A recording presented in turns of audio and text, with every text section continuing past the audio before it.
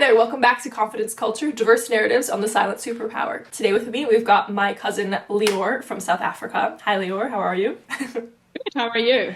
I'm great, thank you. So Lior, could you tell us a little bit about yourself, where you're from, what your background is? So, hi everyone. My name is Lior Blumenthal. I am from Johannesburg, South Africa. I am 32 years old, and I am a educational psychologist or school psychologist, depending wherever you live. Uh, and I have my own private practice here in Johannesburg. Wow, that's so cool. Thank you so much. So, on this podcast, we're really interested in the different cultural influences on people's personal confidence and different kind of life experiences on people's confidence. So, I'm curious, what is confidence to you? Like, what do you think confidence is? For me, so confidence is basically the belief in yourself, knowing that you can do something and also knowing what you struggle to do, what your challenges are. So, confidence is all about knowing yourself. Confidence is about knowing your strengths and knowing your challenges, because it's obviously very hard to be confident if you believe you can do everything. And we are human, we're human creatures. We can't do absolutely everything. And I think that's where a lot of people lose confidence, is that they say, oh, I can do it, I can do it, I can do it, when it's something that they really struggle to do. However, a lot of people actually don't know what they're good at. And obviously, their self confidence crashes when they believe that they can't do it, but they actually can, because they just don't know themselves. So, confidence is obviously having the self belief that you can do it. And furthermore, it's also all about knowing yourself, understanding yourself. That's so interesting. Thank you. I'm curious, would you consider yourself a confident person? That it is a very tricky question, because yes, I would say I'm confident, but at the same time, there are times that I do not feel confident at all. Yeah. So I go throughout my day, and there are certain things I feel super confident in, and some things I feel, confident in general.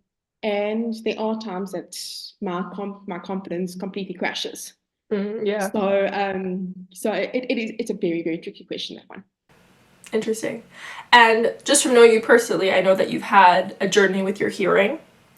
Could you tell our listeners a little bit about that? Maybe how it's informed your confidence? Perfect. So I was born profoundly deaf, meaning I was born with almost no hearing. And it was a complete shock to the family, because no one in my family is hearing impaired. Um, After my diagnosis, when I was about, like my official diagnosis when I was 6 months old, um, we began a really crazy journey.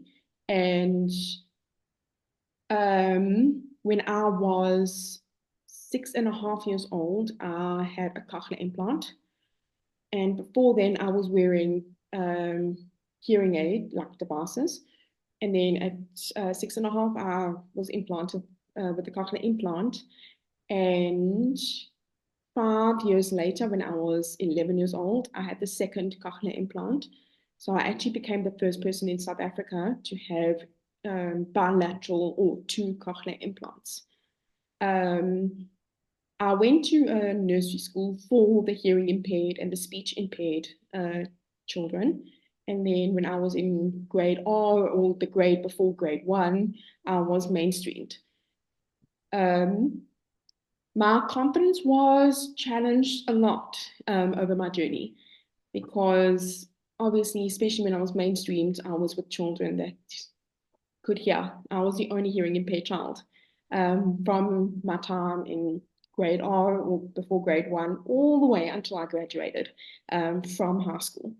So being around people or students that were not hearing impaired was definitely a challenge on my confidence.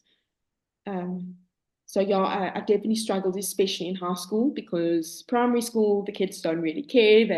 We just want to play. In high school, the girls start, we hit puberty, we start looking at different things, looking forward to different things. We start maturing, and yeah, my self-confidence took a huge hit when I was in high school, and it took a while to rebuild it once I left high school. So interesting. I have so many questions. I don't even know where to start.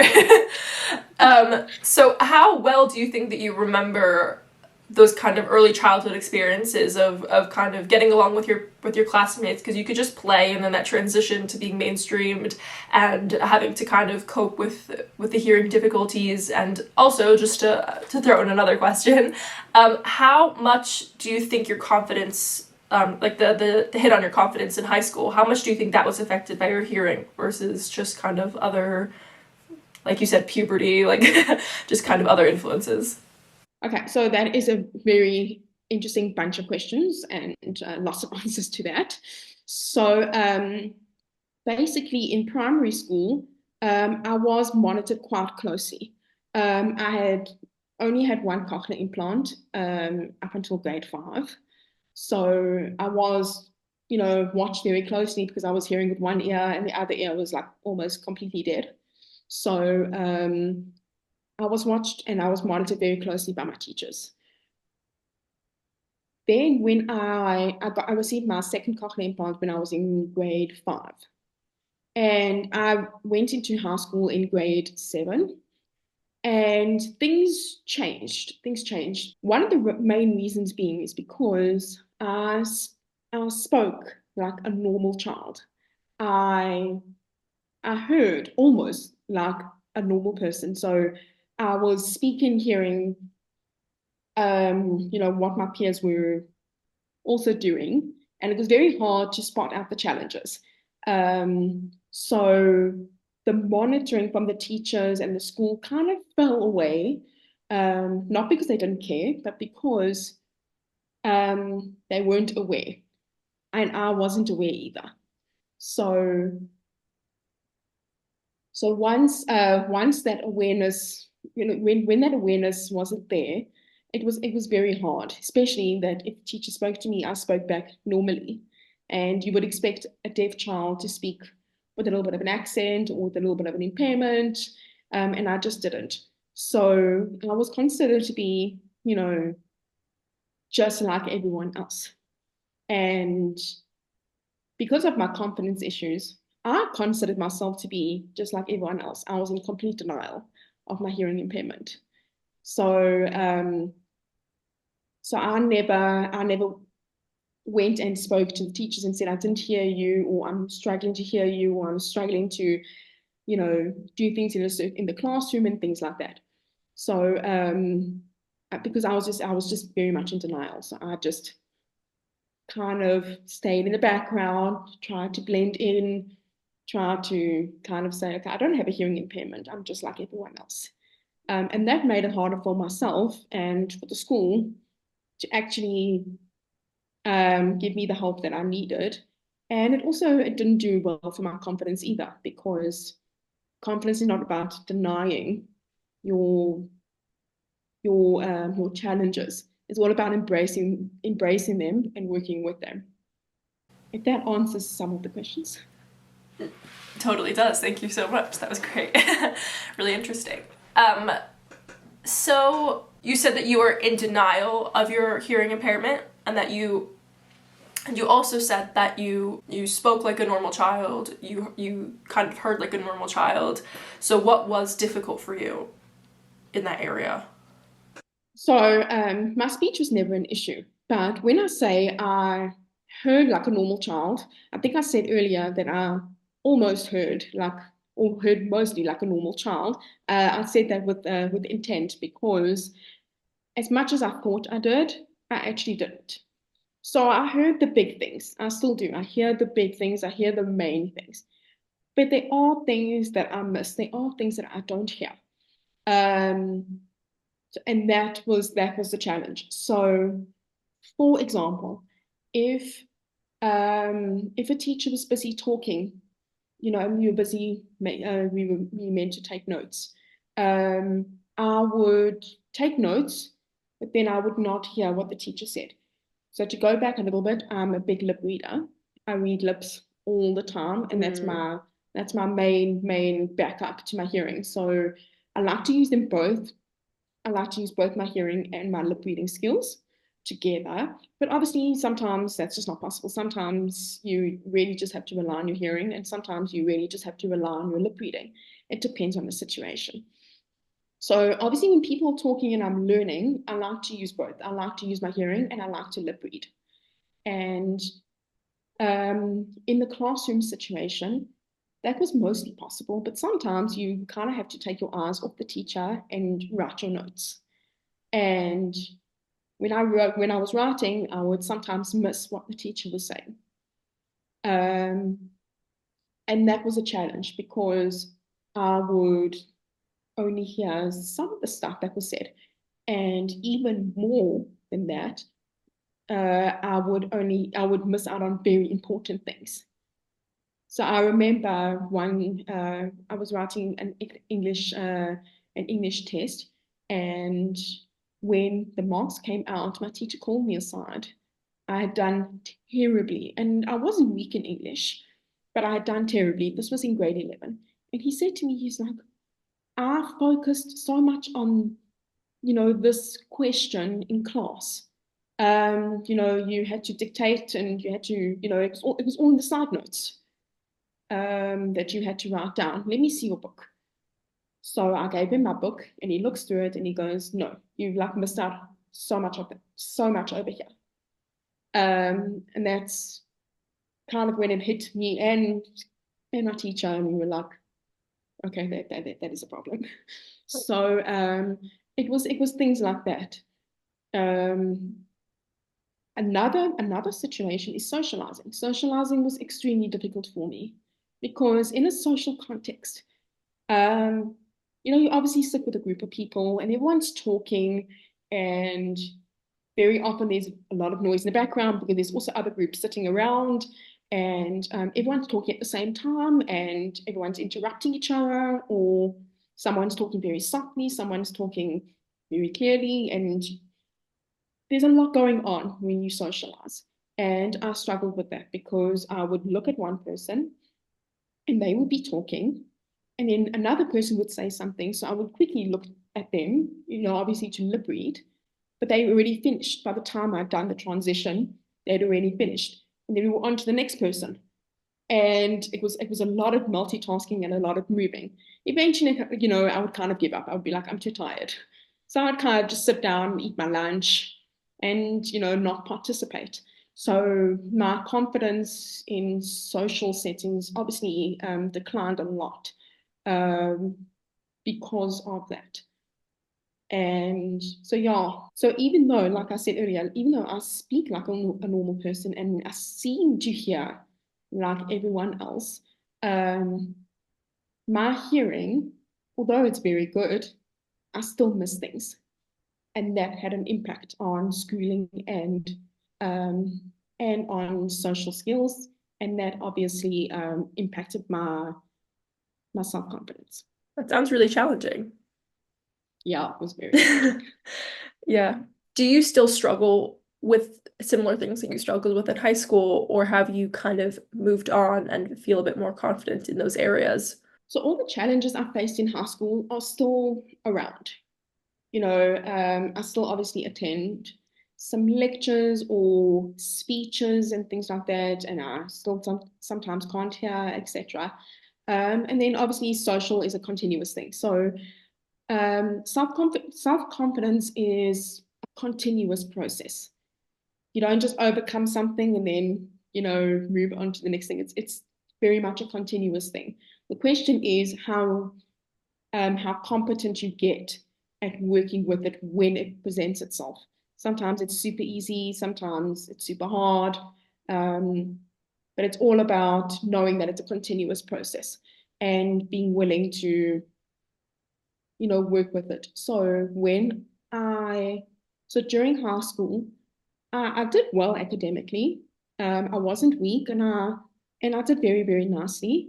And I was quite strong in some subjects. However, I knew deep down that my potential wasn't being reached. I knew that I could do so much better. So I remember getting tests back, especially for biology, which I loved, and English, and looking at them going, no, I can do so much better than that. Like, I mean, that's just not me. It's a good mark, but that's just not me. So Sure. when I graduated from high school and I went to university, my confidence completely shot. And the reason for my confidence shooting up was because I started doing extremely well in university. And I started questioning it. I'm like, why am I doing so well? The work is triple, quadruple the amount. And I'm in a totally different environment. Lecturers are not watching me at all. They don't even know of my condition. Like why are my marks so much better? I really feel like I'm, reaching my academic potential here. One answer could be was that I was obviously studying things that I loved, and I was really interested in it. But another reason is that one of the things about me, which I didn't know in high school, which I figured out over my university journey, is that I tend to tire very quickly. So so hearing and listening for a person without a hearing impairment is natural. It's a very natural process. You hear, it reaches your brain, you process it, and you're done. For a person like me, even though I can hear well, it's not a natural thing. I hear it and I have to process it, and I have to work with that. I have to decipher all the auditory information. And even though I can do it, it takes a lot of energy because it's not natural. So therefore, I tire very quickly. My energy levels really plummet, especially when I have to listen a lot. In school, I went from 7:30 till 3:30 every day. That was a lot of listening. That was a lot of having to decipher auditory information and all of that. So by the time, it was lunchtime, I was finished. I was exhausted. By the time I got home, I would always take a nap when I got home. Always took a nap. And then even when I woke up from my nap and went to my extramurals, I came home and I was still exhausted. So studying and homework was, very difficult for me because I could never give the energy to that work as much as I needed to and as much as I wanted to because I was just too tired. And then I had to get to bed and make sure I got good sleep for the night, for the next day, etc. So the difference between university and school is that university, the courses I took, we never had to be in university or in a lecture for more than, a few hours at a time. So it was either a whole morning or a whole afternoon, but then you would get the other half of the day free, etc. So that really helped me. So even though the work was so much more, um, the fact that I didn't have to listen for 8, 9 hours at a time, it really, really helped me. So I could give more work and more energy and more effort to my studying and to my assignments and everything. And that's the reason my confidence shot up because I kind of figured that out. That was really interesting. Was there a particular moment where you felt your confidence being knocked back by life? And if there was, how did you build it back afterwards? To be honest, there were lots of moments. There were lots of moments when I felt my life was being taken a huge knock and my confidence being taken a huge knock. And there were lots of moments when, I built it up. So that's what confidence is. You build it and then you take a knock and then you build it and then you take a knock. And then hopefully every time you build it, you get a little bit further than the last time. So for me, it wasn't like one particular moment. It was more a sequence of events that push me forward or knock me back. There are lots of little situations. So with university, I felt so much more in control of my academics because in high school, you have to rely a lot on your teachers to do the work with you in class.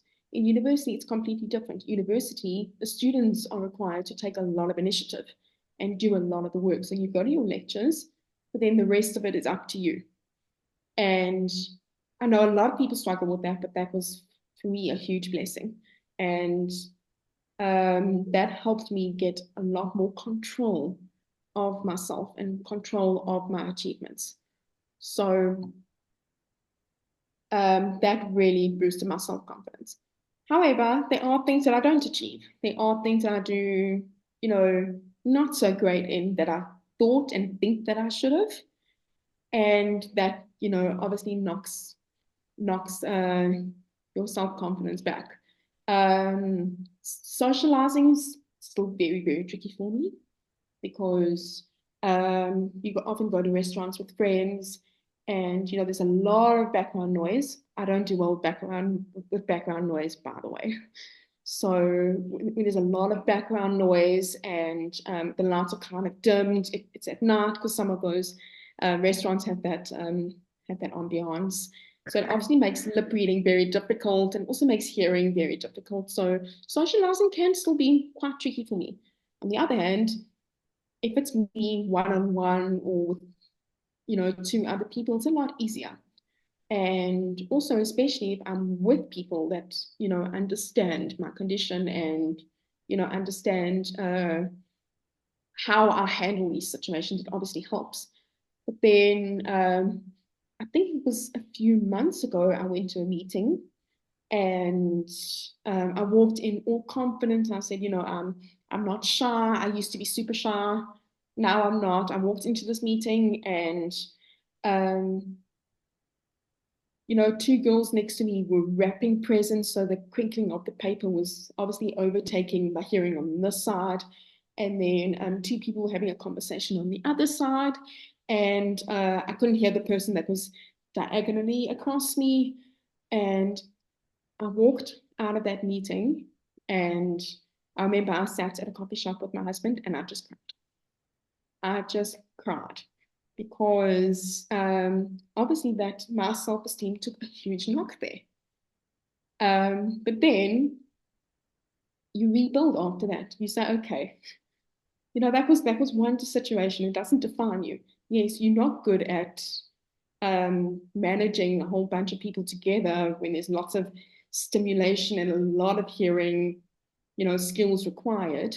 But then the next week I went out with friends again, and it was challenging, but it was a little bit better. So like I said, it's a back and forth process, and there's lots of situations. And like even though there's one, it's hard to say what's the one thing that defines that whole confidence journey. It's very hard to say that because I'm still going through it right now. Could you describe a confidence high that you've had? It's a very good question. Let me think. I know there's obviously been confidence highs and lows throughout my journey, as would be for anyone. But I'll name a recent confidence high. So um, one of my jobs and services as an educational psychologist is that I do assessments. Assessment meaning I assess cognitive ability, academic ability, emotional well-being, and things like that in a lot of children. And two parents recently came to me and they said they need a school readiness assessment for their child. A school readiness assessment is basically a child that needs to go into grade one, the next year, and we need to assess, where they are academically, cognitively, and socially and emotionally, and then decide, how to place them and which schools to place them. So these parents came in and their child had a cochlear implant, and they were saying to me how she's at a school for the hearing impaired and the speech impaired, and they just don't know how to place her next year because she has to leave that school because she's getting too old. And we did the whole intake process where I gathered her history, I gathered her background, and I gathered all her information. And then then I said to his parents at the end, I said, well, I actually also have cochlear implants. And they were so taken aback. They were like, what? And I said, no, I have cochlear implants, and I show them, my devices, because with my hair, it's very hard to see it. But I showed them And they were just, it's very hard to describe, the facial expression that they had. They were like, oh, like, it's hard to describe. And as we're walking out, Were they the shocked? father turns to me, they were very shocked, yeah, but also like kind of in a daze, like, phased out, yeah, shocked but phased. It's hard to describe. Then the dad turns to me and he says, just about, just when he was about to leave, he said to me, this is amazing because, seeing you, as a fully qualified educational psychologist and, running your own practice and everything, seeing all this, it now gives me a lot of hope for my child. And, obviously I walked out of that meeting on a complete high, a complete confidence high, because, yeah, it's nice to be able to show people that there's hope, that there's possibilities, that there's opportunities. Yeah, that was a great confidence high that happened recently. Yeah, it is amazing how much you've kind of overcome, and how, yeah, just also from knowing you personally, how like an established like educational psychologist, you've gone through so much education and schooling to be where you are, and you're so successful, and it's just so amazing. And it's, yeah, you're really Oh, thank cool. you. You're cool. Takes a lot of work, but yeah, it's great. Yeah, amazing.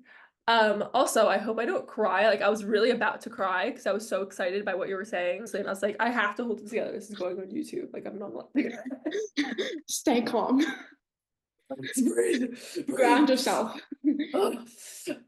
Anyway, okay, so if you could give your younger self some advice on her confidence, if you should go say hi to Lior in high school or in middle school, what would you say? How would you help her? If I had to advise my high school or my school self or my younger self, there would be a lot of advice I would give myself. One thing being is learn and understand what you go through. Learn what your strengths are and learn what your challenges are, and learn how to work with that.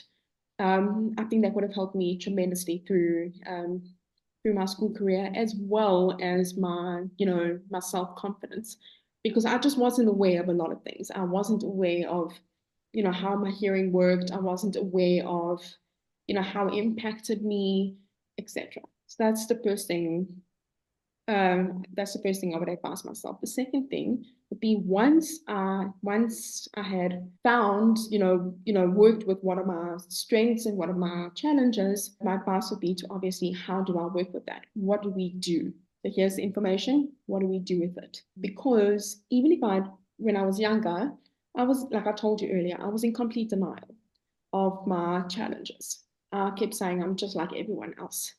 So that made, that process very difficult. So the next advice I would give myself is, don't be in denial of your challenges. Own them, admit them, and understand it. And once you've understood it, don't be in denial about having to work with it. So I've got a hearing situation. How do I work with it? Don't deny it. So that would be the main those main pointers I would give myself. I think we could definitely all learn a lot from the second one. That if we've got challenges, we just need to deal with it, acknowledge it, and then learn how to cope with them instead of just being in denial. Right. Yeah. Because that is a challenge that a lot of people struggle with, is that they've actually found out what the challenge is, but then they kind of sit back and wait for something to happen. People sometimes struggle to take initiative, to say, right, here's the problem. How do I fix it? And I want to fix this. I want to make this better. So I need to put the effort and the energy into working out how to overcome these challenges, instead of saying that the world owes me and the world will fix it for me. So here's my problem. I'm just going to sit back and wait for someone to come and fix it. And then very often that doesn't happen. Yeah. So that I think that's a huge challenge for a lot of people, and it was for myself when I was younger. That leads really nicely into my next question, which is what advice would you give to people who are struggling with their confidence? Working with confidence is obviously a long and lengthy and ongoing and continuous process. It's all about learning about yourself and, working with yourself. Advice I would give is it's very hard to do that alone. It's very hard to do that on your own. So having support and having a whole, having someone or people to help you through the process and to support you through the process um, is obviously a huge, huge help. So whether it be a therapist, whether it be friends, parents, partners, anyone like that. The main advice would be is, don't do it alone if possible, because these things are very hard to do alone. It obviously makes the process easier to do it with someone, especially someone that you trust. Um, because there's a lot of thinking to do and there's a lot of work to do. And obviously all this work is a lot easier to do, with someone to support you. You've obviously got to do the work yourself. But having the support, gives unlimited benefits and makes the whole process a lot easier and better. That's great advice. Yeah. Thank you. I think that's all my questions for today. Yeah. And I really enjoyed talking to you. Thank you so much for coming on the podcast. Not a problem. Thank you for having me. For sure. And to all of our listeners, I hope that you were able to resonate with the story in some way and you were able to learn from Lior's wise words of wisdom, because I know I did. And yeah, we'll see you soon. Thanks so much.